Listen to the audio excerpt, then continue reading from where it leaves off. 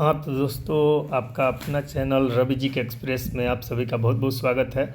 दोस्तों चलिए हम लोग आज देखेंगे साइंस का कुछ क्वेश्चन जो कि PYQ है, प्रीवियस ईयर क्वेश्चन है। और इस तरह का जो क्वेश्चन है कुछ इसमें सीखने वाला भी होता है चीज़ें, ठीक है, याद करने वाला बात नहीं है। ये सब साइंस का ही क्वेश्चन है। तो चलिए हम लोग देखते हैं देर न करते हुए फटाफट। और यदि दोस्तों आप यदि चैनल पर नए हो तो चैनल को सब्सक्राइब कीजिए और बेल आइकन प्रेस कर लीजिए ताकि जब भी हम वीडियो डालें तो आपको नोटिफिकेशन मिल जाए। ठीक है दोस्तों, तो चलिए देर न करते हुए हम लोग पहले इसको देख लेते हैं। और हाँ, एक बात और कहना चाहेंगे, यदि आप लाइव वीडियो देख रहे होंगे, मेरा जो लाइव डाले हैं, तो उसमें मतलब आज रात में हम नहीं आ पाए लाइव। ज़्यादा देर तक हम ड्यूटी में रह गए थे, ठीक है। बीच बीच में ड्यूटी भी मेरा कभी नाइट हो जाता है, कभी डे होता है, मॉर्निंग इवनिंग शिफ्ट चलते रहता है, ठीक है। तो इसलिए हमको टाइम मिलता है तब भी हम वीडियो बना पाते हैं, तो उसके लिए क्षमा चाहते हैं। और ऐसा नहीं है कि हमको समय मिल गया और हम आपके लिए नहीं हाजिर हुए, ऐसा कभी नहीं हो सकता है, ठीक है। तो चलिए हम लोग देर न करते हुए आगे देख लेते हैं। तो देखिए क्वेश्चन क्या कर रहा है। क्वेश्चन को देखेंगे, केमिस्ट्री से है। बेंजीन में पाई बंध की संख्या होती है, यानी पाई बॉन्डों की जो पाई बॉन्ड होता है इसका संख्या पूछ लिया गया है। बेंजीन किसमें पूछा है? बेंजीन में, ठीक है। तो सबसे पहले हमको जानना है कि जो बेंजीन होता है इसका फार्मूला क्या होता है।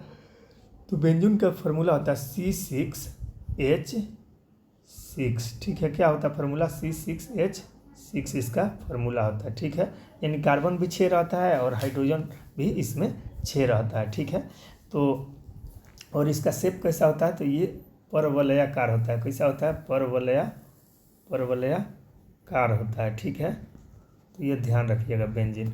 और बेंजीन का यदि हम लोग स्ट्रक्चर बनाएंगे तो कुछ इस तरह का बनेगा। कैसा बनेगा? इस तरह का बेंजीन का स्ट्रक्चर बनेगा, यानी हेक्टागोनल बनेगा, यानी षटभुजाकार बनेगा, ठीक है। तो चलिए हम लोग यहाँ पर देख लेते हैं, थोड़ा इसका फिगर वाइज भी देखिए। ये हो गया, यहाँ से हम कर दें, देख रहे हैं परवलयाकार है, ठीक है। अब देखिए यहाँ पर यदि हम यहाँ से हम कार्बन रख देते हैं, यहाँ पे कार्बन रख देते हैं, यहाँ पे भी, यहाँ पे, यहाँ पे, यहाँ और यहाँ कार्बन यदि रखते हैं तो कितना कार्बन हो गया? 1 2 3 4 5 6 कार्बन हुआ। और यहाँ से भी हम हाइड्रोजन भी लगा देते हैं। आपको मालूम होना चाहिए कि हाइड्रोजन का सिंगल बॉन्ड ही हमेशा रहते हैं, सिंगल बॉन्ड, एकल बंधन रहता है हाइड्रोजन के पास। तो ये कार्बन से एक बनाएगा, ठीक है। और यहाँ पर देख सकते हैं कि यहाँ पर भी एक हाइड्रोजन आ जाएगा। देन ऐसे ही ऊपर में भी एक हाइड्रोजन, और यहाँ पे भी एक हाइड्रोजन आ जाएगा, यहाँ पे भी एक हाइड्रोजन, और नीचे में भी यहाँ पर एक हाइड्रोजन। तो देख सकते हैं हाइड्रोजन 6 हो गया, कार्बन भी 6 हो गया। लेकिन अब देखिए यहाँ पे क्या होता है। यहाँ पर मान लीजिए यहाँ पे भी एक इस तरह के अंदर में भी ओवरलैप करके एक बंध रहता है, ठीक है। और यहाँ पे एक हो गया, तो अब यहाँ पे नहीं होगा, अब यहाँ पर एक वो बंध रहेगा। उसी तरह एक यहाँ पे भी बंध हो जाएगा, ठीक है।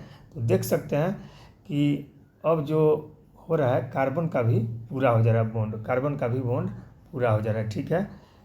क्योंकि आपको मालूम होगा कि हाइड्रोजन को जैसे एक बॉन्ड की आवश्यकता है, वैसे कार्बन को भी अपना 4 बॉन्ड होना ही चाहिए। तो देखिए जैसे ये वाला कार्बन का बात करते हैं, तो देखिए इस कार्बन के लिए एक ये वाला बॉन्ड हो गया, और एक ये वाला बॉन्ड हो गया, 2 हो गया। एक इधर से आ जा रहा है 3, और एक इधर से हाइड्रोजन से 4 बॉन्ड इसका भी हो गया। उसी तरह इस कार्बन का यदि बात करते हैं, देखिए एक इस हाइड्रोजन से मिला है, इस हाइड्रोजन से एक मिला है, इधर से 2 ठो मिल गया, 3 ठो हो गया, एक इधर से, यानी 4 ठो। उसी तरह किसी भी कार्बन का भी देखिए, इस कार्बन का देखते हैं तो एक इधर से हाइड्रोजन से मिल गया है, और एक इधर से आ रहा है, और 2 इधर से हो गया, ठीक है। तो यानी 4 इस कार्बन को भी मिल गया, ठीक है।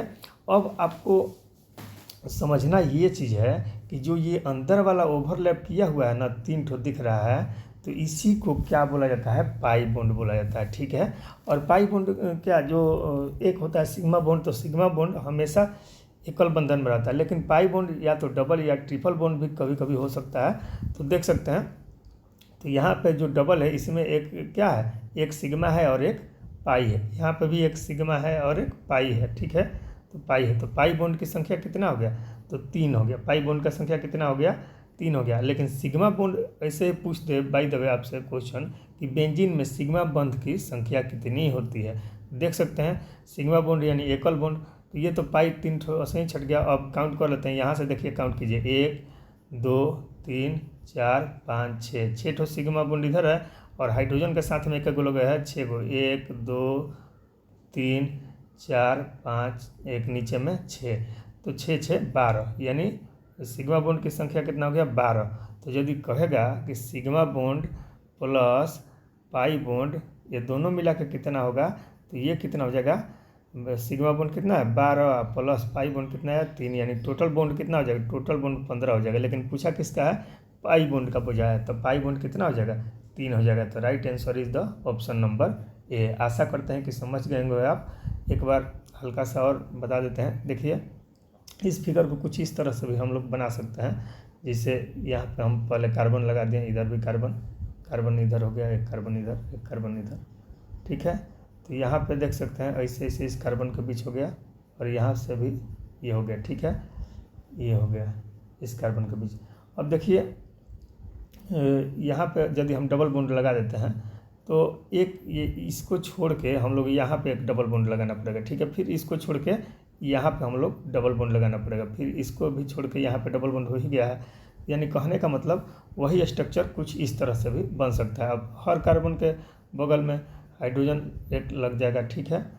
यानी इधर से भी हाइड्रोजन, इस कार्बन में यहाँ हाइड्रोजन, इस कार्बन में यहाँ पर हाइड्रोजन और इस कार्बन में यहाँ पर हाइड्रोजन।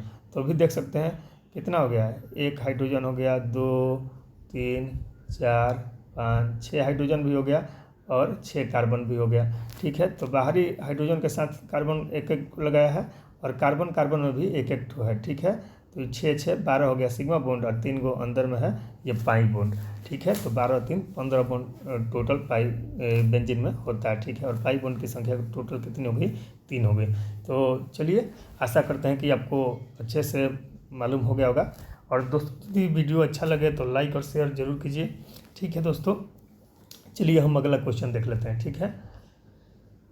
तो चलिए देखते हैं। नेक्स्ट क्वेश्चन है 40 डिग्री सेल्सियस का मान फ़ारेनहाइट में कितना होगा। तो 40 डिग्री सेल्सियस का मान फ़ारेनहाइट में कितना होगा, इसके लिए आपको जो स्केल होता है, मतलब चेंज करने के लिए, टेम्परेचर को चेंज करने के लिए स्केल जो होता है, इसे तो जनरल 5 होता है, लेकिन जनरली हम लोग 4 को ही देखेंगे। 4 पे ही मतलब काम हो जाता है, ठीक है। ज़्यादा जितना मतलब होना चाहिए उतना ही जानना है। तो 4 स्केल होता है मुख्य तौर पर। कौन कौन होता है, सेल्सियस, फ़ारेनहाइट, रोमर और केल्विन, ठीक है।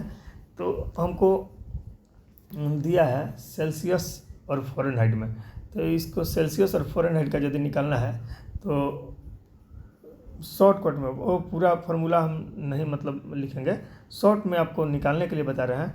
अब 100 लिखेंगे तो वो आखिर काट के उतना ही आएगा। तो डायरेक्ट सेल्सियस और फ़ारेनहाइट के बीच में डिफरेंस हमको निकालना है। तो क्या लिखेंगे, C/5 = F - 32/9, ठीक है। वही यदि बड़ा मतलब इसका C/100 हो जाएगा = F - 32/180, तो आखिर कट के इतना ही आ जाएगा, C/5 ही हो जाएगा, इधर 9 ही आ जाएगा, ठीक है। इसीलिए हम शॉर्ट में लिख दिए। = R/80 होता है, यानी R/4 हो जाएगा, ठीक है। K - 273 बट्टा में वहाँ पे भी 5 हो जाएगा, ठीक है। तो इस तरह से होता है। तो केवल हमको फ़ारेनहाइट और सेल्सियस का था, तो यहाँ पे हम सेल्सियस यानी C/5 लिख दें और फ़ारेनहाइट F - 32/9, और इसी फार्मूला पर निकल जाएगा। तो देखिए सेल्सियस का मान कितना दिया है, 40 डिग्री दिया है, ठीक है। तो सेल्सियस की जगह पर हम कितना रख देंगे, 40 डिग्री रख देंगे, बट्टा में 5 हो गया, बराबर F - 32/9 कर दिए, ठीक है। तो यहाँ 5 बटे 40 हो गया, फिर ये 8 में ये 9 से मल्टीप्लाई होता है, 9 बटे 72 हो जाएगा, ठीक है। इधर आ जाएगा 72 बराबर F - 32, ठीक है। तो अब ये F को इधर ही छोड़िएगा, 32 को माइनस में है तो 32 को उधर भेजिएगा, तो 72 और 32 कितना हो जाएगा, 70 100 हो जाएगा, और 2 2 4, यानी राइट आंसर कितना हो जाएगा आपका 104 104 हो जाएगा। ठीक है, तो 104 डिग्री सेल्सियस 104 डिग्री फ़ारेनहाइट में आ जाएगा, जो कि 40 डिग्री सेल्सियस है। तो right answer is the option number C. ठीक है, एक बार हम इसका पूरा लिख देते हैं। देखिए C/5 बराबर F-32/9 बराबर R/4, ये R कैपिटल रहेगा, R/4 बराबर K-273, ठीक है, बट्टा में 5। ठीक है, तो ये ध्यान रखिएगा, ये इसी फार्मूला पे आपका सब निकल जाएगा। ठीक है, अब यहाँ पर 9 है तो यहाँ पर 180 रहता है, यहाँ पे 80 रहता है, यहाँ पे 100 रहता है और यहाँ पे भी 100 रहता है। अब वही, अब देखिए इसको 20 से काटिए तो ये 20 चौका 80 कट जाएगा, 20 नवा 180 कट जाएगा, यानी 2 9 18, अब 20 5 100, ये भी 20 5 100। ठीक है, तो वही कट के इतना आ जाता है। तो हम डायरेक्टली इतना क्या लेने का मतलब है, हम शॉर्ट महीने बनेंगे, और उसमें भी हमको सेल्सियस और फ़ारेनहाइट का पूछा तो सेल्सियस और फ़ारेनहाइट वाला यहाँ से ले लिए। यदि फ़ारेनहाइट रोमन पूछता तो ये वाला फार्मूला लेते हैं। ठीक है, सेल्सियस और केल्विन पूछता तो C/5 बराबर K-273 बटा में ये ले लेते 5। तो इस तरह से हम लोग बना सकते हैं। तो चलिए, आशा करते हैं कि आप समझ गए होंगे। अब अगला क्वेश्चन हम लोग देख लेते हैं। और दोस्तों, यदि वीडियो अच्छा लगे तो लाइक और शेयर ज़रूर कीजिए। तो चलिए देख लेते हैं नेक्स्ट क्वेश्चन। तो आर्द्रता मापा जाता है, यानी अपेक्षिक सापेक्षिक जो आर्द्रता होता है, आर्द्रता किससे मापा जाता है भाई? तो आर्द्रता यानी नमी जो होता है उसी को आर्द्रता कहा जाता है। ठीक है, आदमी कहता है कि मतलब वायु में नमी है, यानी आर्द्रता है। ठीक है, उसमें पानी का मात्रा है। ठीक है, हल्का, और जहाँ पानी रहेगा वहाँ ऑक्सीजन का मात्रा तो ज़रूर ही रहेगा, निश्चित बात है। तो चलिए देख लेते हैं, क्योंकि पानी का फार्मूला ही होता है H2O, यानी हाइड्रोजन प्लस ऑक्सीजन, हाइड्रोजन 2 भाग, ऑक्सीजन 1 भाग। तो चलिए देख लेते हैं। तो आर्द्रता मापा जाता है भाई, किस यंत्र द्वारा, किस इक्विपमेंट द्वारा, इंस्ट्रूमेंट द्वारा आर्द्रता को मापा जाता है। तो आर्द्रता जो मापा जाता है ये हाइग्रोमीटर से मापा जाता है। किससे मापा जाता है? हाइग्रोमीटर से। बात करते हैं पायरोमीटर को, तो ये उच्च तापमान मापा जाता है। जो उच्च तापमान होता है ना, भट्टी वगैरह का, फर्नेस का, तो इससे हायर टेम्परेचर मापा जाता है, या बहुत दूर का तापमान भी मापा जाता है। ठीक है, पायरोमीटर से। वही हाइड्रोमीटर है, तो हाइड्रोमीटर से जैसे ये अपेक्षिक आर्द्रता है चाहे आर्द्रता है, तो उसी तरह हाइड्रोमीटर से घनत्व मापा जाता है। क्या मापा जाता है? हाइड्रोमीटर से गुरुत्व या घनत्व मापा जाता है। लैक्टोमीटर से दूध का घनत्व मापा जाता है। दूध का यदि मापना होता है तो लैक्टोमीटर से मापा जाता है। ठीक है, तो हाइड्रोमीटर से क्या मापा जाता है? हाइड्रोमीटर से भी गुरुत्व या घनत्व मापा जाता है। ठीक है, दूध का घनत्व कहेगा तो लैक्टोमीटर से मापा जाता है, या दूध का शुद्धता कह देंगे तो। ठीक है, चलिए तो आगे देख लेते हैं नेक्स्ट क्वेश्चन क्या है। देखिए नेक्स्ट क्वेश्चन है विटामिन जिसे फॉलिक एसिड भी कहा जाता है, यानी वह विटामिन कौन है जिसे फॉलिक एसिड के नाम से भी जाना जाता है। तो सबसे पहले तो आप बताइए विटामिन का खोज कौन किया था?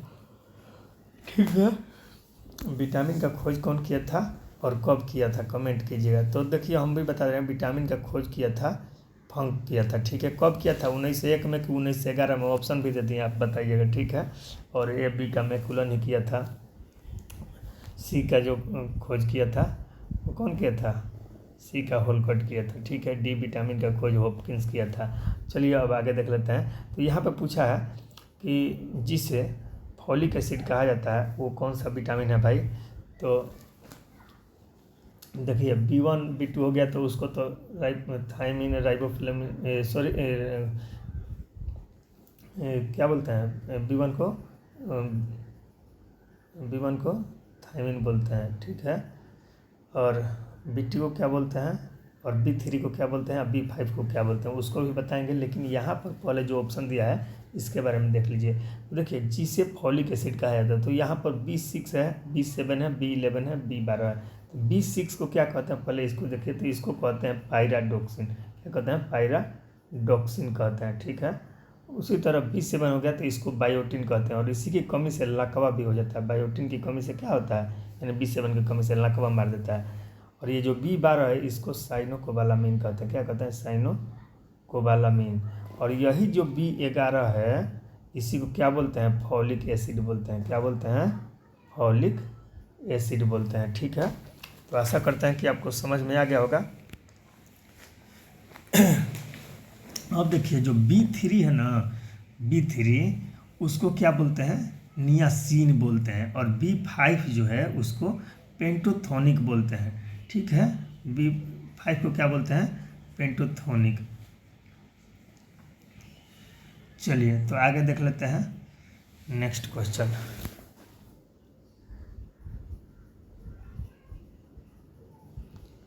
नेक्स्ट है, लेंस जो बीच में पतला तथा किनारे पर मोटा होता है। देखिए लेंस के बारे में पूछा गया है कि लेंस कौन होता है जो बीच में पतला होता है और किनारे पर मोटा होता है। ठीक है, तो देखिए एक लेंस इस प्रकार का होता है और एक लेंस इस प्रकार का होता है। इसमें कुछ सोचने वाली बात है। अब देखिए किनारा तो यही ना हुआ, ये किनारा हो गया और बीच वाला भाग ये हो गया, बीच का भाग यही ना हो गया।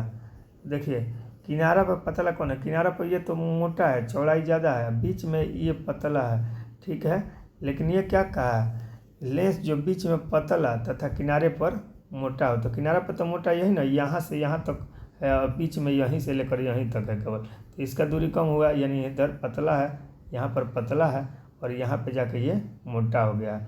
तो ये कौन सा लेंस है, तो इसको क्या बोलेंगे और इसको क्या बोलेंगे। तो देखिए ये वाला जो है ये किनारे पर जाके यहाँ पर मतलब ये पतला है, लेकिन बीच में ये इसका इतना डिस्टेंस है, बीच में ये जाके मोटा है। ठीक है, ये हो गया हमारा उत्तल लेंस। कौन है, उत्तल लेंस। और ये वाला जो हो गया ये हो गया अवतल लेंस। ठीक है, अवतल लेंस यानी कनकेव लेंस। ठीक है, तो हमारा सही उत्तर क्या हो जाएगा, लेंस जो बीच में पतला है और किनारे पे मोटा है, तो ये कौन हो जाएगा, अवतल लेंस हो जाएगा। कौन लेंस हो जाएगा, अवतल लेंस यानी कॉनकेव लेंस। ठीक है, और ये उत्तल लेंस को हम लोग, ये वाला हो गया, ये बीच में ही मोटा होता है किनारे पे पतला होता है, इसको कॉन्वेक्स लेंस भी कहते हैं। तो राइट आंसर क्या हो जाएगा, option A is the right answer. ठीक है, चलिए देख लेते हैं नेक्स्ट क्वेश्चन। देखिए नेक्स्ट है, विस्थापन सदैव होता है। विस्थापन यानी डिस्प्लेसमेंट। तो डिस्प्लेसमेंट के बारे में आप जानते करते हैं कि डिस्प्लेसमेंट किसे कहा जाता है, उससे पहले नहीं जानते हैं तो जान लीजिए। देखिए एक दूरी और विस्थापन दोनों में संबंध क्या होता है, तो दूरी जो होता है ना हमेशा पॉजिटिव होता है। पॉजिटिव क्यों होता है भाई, दूरी कुछ ना कुछ मतलब चलिएगा, जितना आप चलिएगा उतना उसका डिस्टेंस काउंट होता है, लेकिन विस्थापन जो होता है ना वो दूरी का ही न्यूनतम रूप है। क्या है, दूरी का ही न्यूनतम रूप है। मान लीजिए एक ये पॉइंट है और यहाँ पर बी पॉइंट है, यहाँ से हमको ए पॉइंट से बी पॉइंट के पास जाना है, तो एक हम यहाँ से स्टार्ट किए ऐसे ऐसे ऐसे गए। ठीक है, यानी यहाँ पर आए। ठीक है, और एक हम डायरेक्ट यहाँ से ऐसे चले गए। ठीक है, तो बताइए कौन वाला, ए से ऐसे गए ये वाला नज़दीक हुआ कि ऐसे हम मुड़ के गए थे सर्पिला आकार में, ये नज़दीक है। तो जो सीधे स्ट्रेट लाइन में गए हैं ये नज़दीक है, तो ये हमारा विस्थापन हो गया। दूरी तो उतना ही ना है, ए से बी के बीच में दूरी कितना है, मतलब न्यूनतम दूरी, तो न्यूनतम दूरी कितना होगा, मान लीजिए 10 किलोमीटर का न्यूनतम दूरी है, तो ये तो 10 ही किलोमीटर हुआ। और जब ऐसे ऐसे जाइएगा तो जरूर जाहिर सी बात है कि डिस्टेंस बढ़ गया, यानी ज़्यादा दूरी हो गया, तो दोनों तो दूरी ही है। ये 10 किलोमीटर का दूरी है यहाँ से ऐसे भी तक, ऐसे ऐसे जाइएगा तो मान लीजिए 15 किलोमीटर लग गया। ठीक है, 15 किलोमीटर, ऐसे 10 किलोमीटर लगा, तो इनमें से दोनों में से ए से बी तक ही जाना है। और एक रास्ता से हम गए तो 10 किलोमीटर मतलब दूरी पड़ा, एक रास्ते से गए तो 15 किलोमीटर पड़ा, तो न्यूनतम दूरी यानी कम दूरी कौन है, तो 10 किलोमीटर वाला। जाहिर सी बात है कहिएगा कि 10 किलोमीटर वाला, तो वही दूरी दो बिंदुओं के बीच न्यूनतम दूरी को ही हम लोग विस्थापन कहते हैं। अधिकतम दूरी तो दूरी ही हो गया। तो देखिए जो दूरी होता है ना हमेशा क्या होता है, मतलब धनात्मक ही होता है, यानी पॉजिटिव ही होता है। ठीक है, मान लीजिए एक पॉइंट है, यहाँ से यहाँ आए, फिर ऐसे गए, फिर यहाँ गए, फिर यहाँ गए, मतलब यही पॉइंट पर जाना से चले थे वहीं पर आ गए। ठीक है, घूम के, तो पूछेगा कि कितना दूरी है, तो क्या कहिएगा कि 0, एक ही जगह पे आ गए, तो ना यहाँ से 5 चलें, यहाँ से 5 मतलब चलें, यहाँ से 5 किलोमीटर, यहाँ से 5 चाहे 10 जितना भी चलें, तो सबको जोड़ के काउंट करके कहिएगा कि इतना दूरी है। लेकिन आपसे कोई कहेगा कि यहाँ से गए, यहाँ से फिर वैसे ही आए, फिर ऐसे, फिर यहीं पर आ गए, मतलब यहाँ पर एक और अलग फिगर बने, यहाँ से ऐसे गए फिर यहाँ पर आ गए। ठीक है, तो कहेगा कि मतलब कितना विस्थापन हुआ, तो विस्थापन कहाँ हुआ, जहाँ है वहीं का वहीं है, तो ये जीरो हो गया। क्या हो गया, जीरो हो गया। लेकिन दूरी में क्या हो गया, दूरी में जीरो हुआ नहीं, दूरी तो कुछ ना कुछ भाई चले हैं ना। अब विस्थापन क्या हुआ, विस्थापन मतलब एक जगह से मतलब हट के कितना जा रहे हैं, अब मतलब उस जगह से हट के कितना गए, विस्थापित हुए, वहाँ से कितना दूर विस्थापित हुए। तो कहाँ हुए विस्थापित, यहाँ से फिर गए थे लेकिन फिर यहीं पर आ गए, विस्थापित यहाँ से कहाँ हुए, तो वही विस्थापन होता है। तो यानी और ये ऋणात्मक भी हो सकता है, ठीक है। मान लीजिए यहाँ से आप चलें, इधर गए हैं और फिर यहाँ से आकर फिर इधर आप आ गए, तो ठीक है, तो माइनस में ना आ गए, तो ये ऋणात्मक, धनात्मक, शून्य कुछ भी हो सकता है। विस्थापन क्या हो सकता है, धनात्मक भी हो सकता है, ऋणात्मक भी हो सकता है और शून्य भी हो सकता है, जबकि दूरी हमेशा पॉजिटिव यानी धनात्मक ही होगा, ठीक है। और ये भी ध्यान रखिएगा, जो दूरी है वो कैसी राशि है, स्केलर है कि वेक्टर है। तो दूरी कैसी राशि है, तो दूरी जो है वो अदिश राशि है, ठीक है। दूरी कैसी राशि है, अदिश राशि है। लेकिन विस्थापन जो है ये सदिश राशि है, ठीक है। विस्थापन में दिशा के साथ साथ परिणाम के साथ साथ दिशा भी निर्धारित होता है, इसीलिए विस्थापन क्या हो गया कि ये सदिश राशि हो जाएगा, ठीक है। तो ये भी ध्यान रखिएगा। और दूरी को भी मीटर, जो दूरी का मात्रक होता है वो क्या होता है, वो भी मीटर प्रति सेकंड होता है और विस्थापन भी मीटर प्रति सेकंड ही होता है, ठीक है। तो चलिए आगे देख लेते हैं। देखिए दोस्तों, नेक्स्ट क्वेश्चन है आपके सामने, कह रहा है कि वर्षा का पीएच वैल्यू यानी पीएच मान कितना से कम होने पर अम्ल वर्षा कहा जाता है। तो सबसे पहले तो पीएच वैल्यू आया है, तो पीएच का फुल फॉर्म बताइए हमको कि पीएच का फुल फॉर्म क्या होता है। तो देखिए दोस्तों, पीएच का फुल फॉर्म होता है पावर ऑफ हाइड्रोजन, ठीक है। और पीएच का स्केल जो है, पीएच मान निकाला जाता है, तो पीएच स्केल है इसका। सबसे पहले पीएच स्केल का खोज कौन किए थे, तो सोरेनसन नामक वैज्ञानिक ने पीएच स्केल का खोज किया था, ठीक है। और देखिए यहाँ पर आ गया अम्ल वर्षा। तो अम्ल वर्षा क्या होता है भाई, तो देखिए जो मतलब बारिश होता है उसके पहले मतलब बहुत सारा पोल्यूटेड एरिया है, देख रहे हैं कि फैक्ट्री वगैरह, वाहन वगैरह जाता है, तो इस सबसे जो धुआं निकलता है, फैक्ट्री बहुत सारा आजकल बढ़ गया है, तो फैक्ट्री का कारखानों का धुआं जो निकलता है ऊपर जाता है, और वही सब धुआं जब बारिश होता है तो उसके साथ नीचे आता है, तो रिएक्शन करके कुछ मतलब अलग अलग तरह का मतलब गैस जो होता है वो मतलब केमिकल रिएक्शन करके उस बारिश में ऐसा कुछ चीज़ बना देता है जो कि मतलब संगमरमर के पत्थर पर पड़ता है तो उसका रंग ही पीला कर देता है, ठीक है। तो इसमें जो वर्षा होता है तो उसमें बहुत सारा अम्ल मिल जाता है, ठीक है। तो इसीलिए उसको क्या कहते हैं, अम्ल वर्षा। तो उस अम्ल में वर्षा जो होता है उसमें अम्ल कौन कौन होता है, तो खास करके उसका जो घटक होता है वो सल्फर और नाइट्रोजन का ऑक्साइड रहता है। सल्फर और नाइट्रोजन का क्या रहता है, ऑक्साइड। यानी बात कहें तो मुख्य घटक के रूप में सल्फ्यूरिक एसिड और नाइट्रिक एसिड इसमें विद्यमान होता है, ठीक है।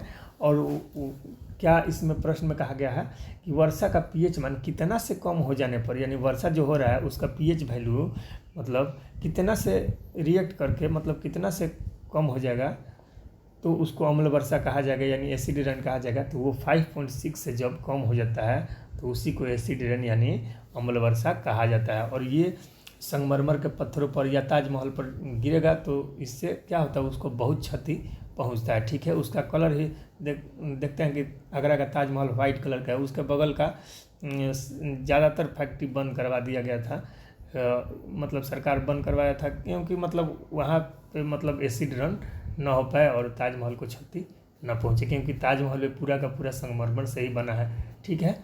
तो आशा करते हैं कि आपको समझ में आ गया होगा। चलिए देख लेते हैं।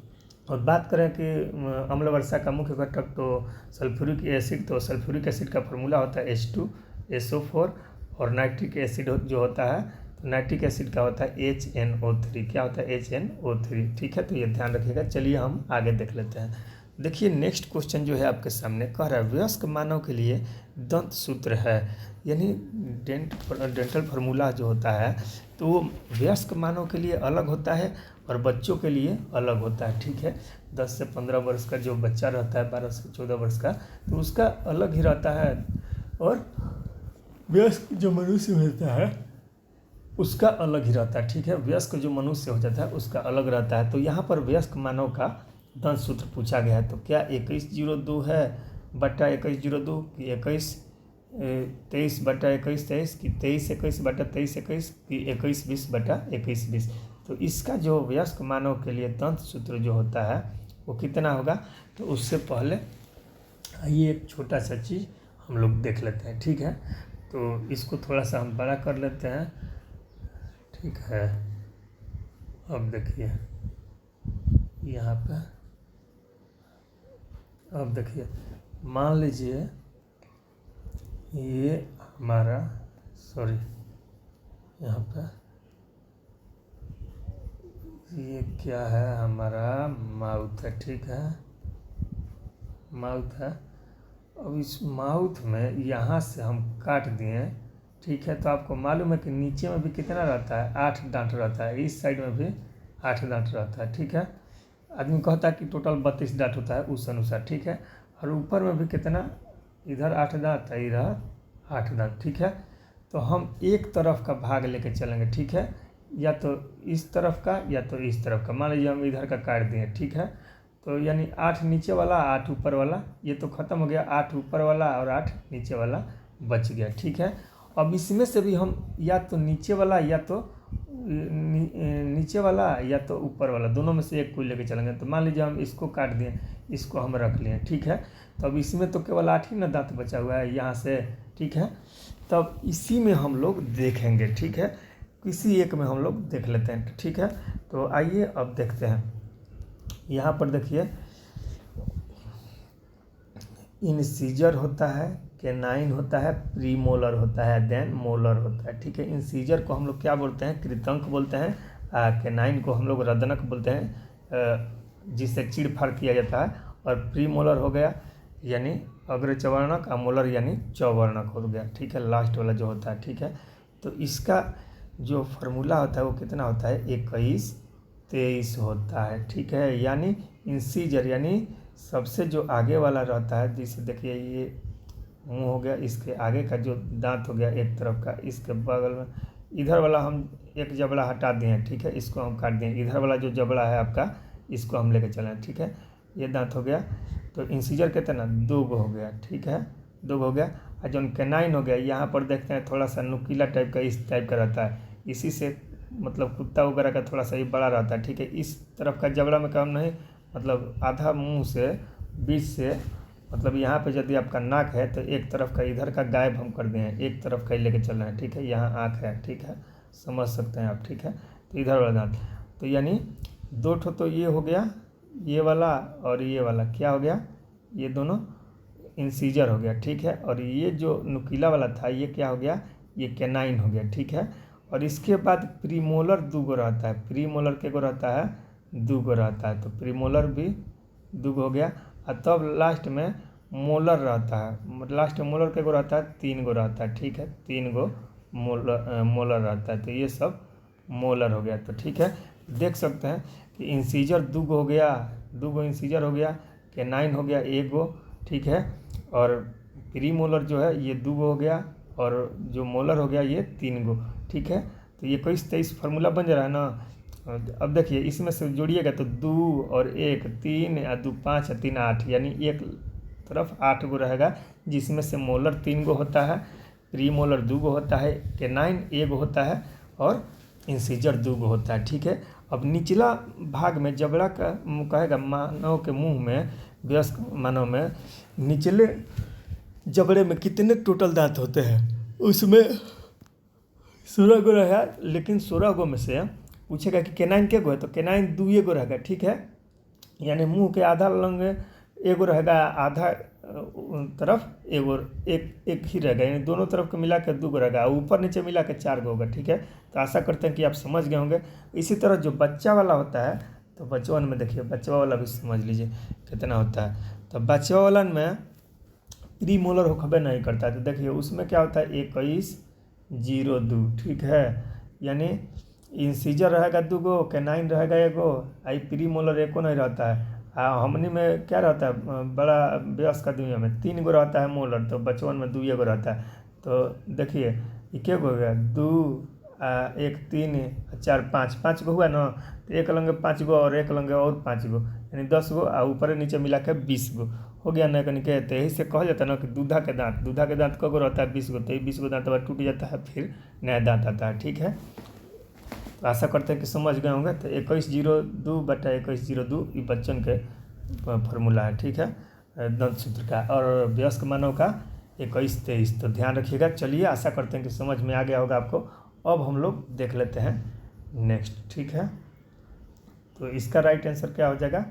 तो इसका राइट आंसर हो जाएगा, कहाँ है, 21-23। 21-23 इज द राइट आंसर। ठीक है, आशा करते हैं कि समझ गए होंगे। तो चलिए हम लोग नेक्स्ट क्वेश्चन देख लेते हैं।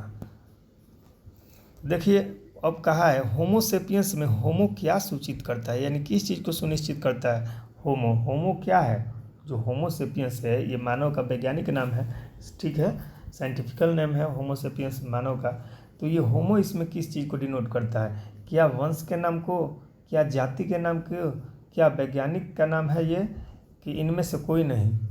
देखिए होमोसेपियंस, तो इसके बारे में थोड़ा सा आपको बता दें कि देखिए, जो 1753 ईस्वी में एक कैरोलस लिनियस नामक वैज्ञानिक थे। ठीक है, उन्होंने जीवों का द्विनाम पद्धति दिया। ठीक है, क्या दिया? जीवों का द्विनाम पद्धति, यानी दो ठो मतलब नाम जोड़ के एक नाम मतलब बना, जिसमें उन्होंने कहा था कि मानव का वैज्ञानिक नाम क्या होगा?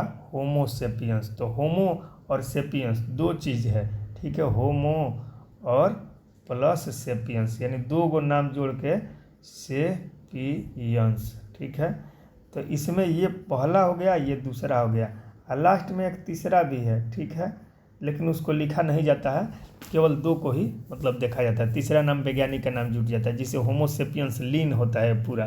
तो होमोसेपियंस लीन में कैरोलस लिनियस मतलब पहली बार द्विनाम पद्धति मतलब उन्होंने ही दिया सबसे पहले, तो इसीलिए लिनियस का लीन शब्द लग जाता है होमोसेपियंस में। तो इसीलिए होमोसेपियंस लीन कहा जाता है असल में मानव का वैज्ञानिक नाम। लेकिन लीन को मतलब सुविधा अनुसार आदमी नहीं लिख पाता है हर वैज्ञानिक का नाम, तो इसीलिए केवल होमोसेपियंस ही लिख दिया जाता है। तो इसमें लेकिन इम्पोर्टेंट है कि पहला पद क्या है, दूसरा पद क्या है। तो पहला पद जो होता है जनरेशन होता है। ठीक है, यानी उसका वंश होता है। ठीक है, और दूसरी जो होती है वो उसकी स्पेसीज होती है, यानी प्रजाति या जाति कह सकते हैं। ठीक है, तो ये क्या होगा? पहला पद जो होमो है इसमें ये इसके वंश का नाम है। ठीक है, किस चीज़ का नाम है? वंश का नाम है। होमो क्या है? वंश का नाम। ठीक है, और इसमें जो सेपियंस है, सेपियंस ये जो है ये जाति का नाम है। ठीक है, और इसी में यदि लीन लगा रहता, लीन, तो लीन हो जाता उस वैज्ञानिक का नाम। ठीक है, तो आशा करते हैं कि आप समझ गए होंगे। तो चलिए नेक्स्ट क्वेश्चन देख लेते हैं, और इसका क्या हो जाएगा? इसका option A is the right answer. Homo इसमें क्या है? वंश का नाम है। ठीक है, चलिए आगे देख लेते हैं। देखिए नेक्स्ट क्वेश्चन है, ये क्या कह रहा है? निम्न कथन पर विचार करें, इनमें सत्य कथन का पहचान करें, यानी सत्य इनमें से कौन है? तो देखिए ए में दिया है, कथन एक में कह रहा है फुट एंड माउथ रोग कवक द्वारा होता है। बी में कह रहा है, दूसरा में एथलीट फुट रोग विषाणु द्वारा होता है। तो क्या एथलीट फुट रोग जो है ये विषाणु द्वारा होता है, और फुट एंड माउथ रोग कवक द्वारा होता है? ए में दिया है केवल कथन एक सत्य है, बी में है कथन दो सत्य है केवल, सी में है एक और दो दोनों सत्य है, और डी में है इनमें से कोई नहीं। तो राइट आंसर क्या हो जाएगा भाई इसका?